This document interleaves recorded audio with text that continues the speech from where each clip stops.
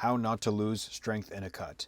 Eat all of your carbs before you go workout, or at least most of your carbs. So if you're working out between meals 4 and 5 and your workout's in between these two meals, meal 1 should be your lowest carb meal. Then you'll incrementally add a little bit more carbs in meal 2. Then meal 3 has even more carbs. Then meal 4 is your biggest carb meal. And that's when you load up on all your fast carbs. That's when you have your fruit. That's when you have sugar heavy foods. If you're going to be having any juice or Gatorade before you go train, sugar heavy foods, carbs that are going to digest quickly should be in meal 4, not meals 1, 2, and 3 leading up to that, because you're going to burn through them before you get to the workout.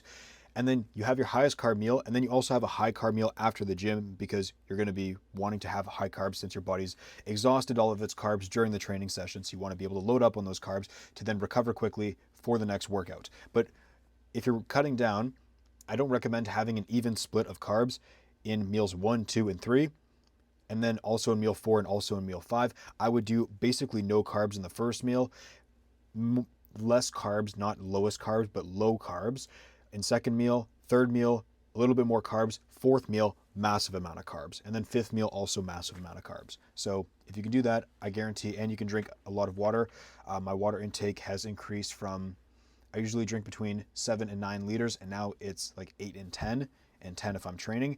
And so my water intake has slightly increased. If I'm not dehydrated, I'm having enough electrolytes, I'm having enough salt, I'm having enough potassium, I'm having enough calcium, I'm having enough magnesium, I'm getting to bed on time.